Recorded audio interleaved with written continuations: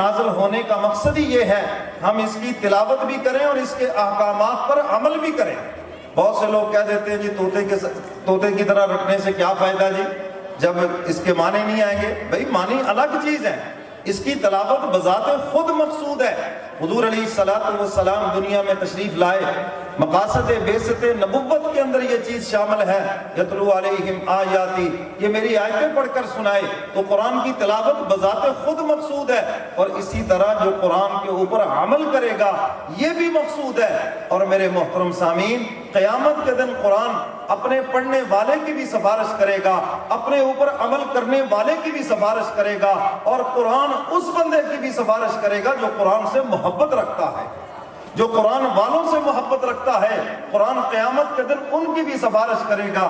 ابھی رمضان کا مہینہ آ رہا ہے، حدیث مبارکہ کے الفاظ ہیں یشفعان، رمضان کا روزہ بھی سفارش کرے گا، اللہ کا قرآن بھی سفارش کرے گا، اور دونوں خدا کے دربار میں جھگڑیں گے بندے کے لیے۔ الہ العالمین، اس نے مجھے رکھا، بھوک پیاس برداشت کی، روزہ رکھا، ابھی روزہ سفارش کر رہا ہوگا۔ قرآن بولے گا مولا تھکا ہارا تھا، رات کو میری تلاوت سنتا تھا، میں اس کا سفارشی ہوں۔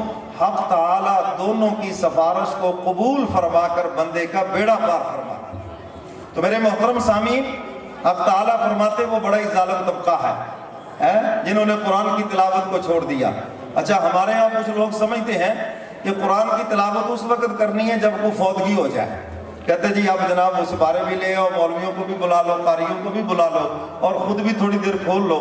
او خدا کے بندو، اللہ نے یہ قرآن مردوں کے لیے نازل نہیں کیا، زندہ لوگوں کے لیے نازل کیا ہے۔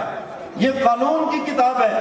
میں ایصال ثواب کا منکر نہیں ہوں، مگر یہ بھی بتا دوں کہ قرآن اس لیے نازل نہیں کیا گیا، قرآن تو اس لیے نازل کیا گیا ہم اس کو پڑھیں بھی اور اس کے اوپر عمل بھی کریں۔ تو فرمایا پہلا طبقہ جنہوں نے چھوڑا بڑا ظالم ہے، اگر یہ توبہ کر لے، باز آ جائے اور قرآن کی تلاوت شروع کر دے، اللہ فرماتے ہیں یہ بھی میری فضل کی چادر کے اندر آ جائیں گے۔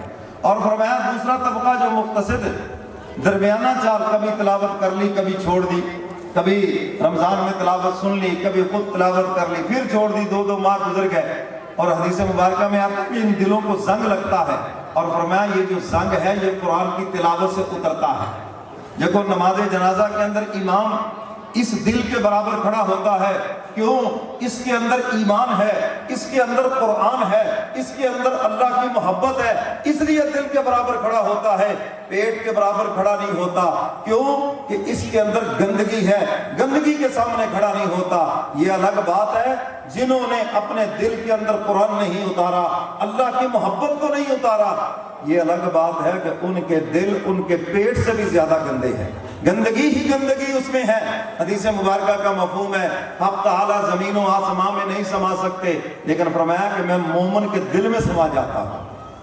تو جب یہ دل صاف ہوگا تو یقیناً پروردگار اس کے اندر آئیں گے۔ تو فرمایا دوسرا طبقہ کبھی قرآن کی تلاوت کی کبھی چھوڑ دی، لیکن فرمایا کہ یہ بھی کامیاب طبقہ ہے۔ اور تیسرے نمبر پر ارشاد فرمایا وَمِنْهُمْ سَابِقٌ بِالْخَيْرَاتِ بِإِذْنِ اللَّهِ، جو نیکیوں میں ہمیشہ آگے بڑھنے والا ہے، نماز بھی پابندی سے پڑھتا ہے، قرآن کی تلاوت بھی کرتا ہے، تراویح بھی سنتا ہے پڑھتا ہے، فرمایا کہ نیکیوں میں آگے بڑھنے والا یہ سب سے کامیاب طبقہ۔ اول مصداق تو حضرات صحابہ کرام، اور فرمایا اس کے بعد یہ قیامت تک ایسے لوگ آئیں گے۔ دلی دعا ہے کہ اللہ ہم سب کو ان لوگوں میں شامل کر دے۔ اونچی کہو آمین۔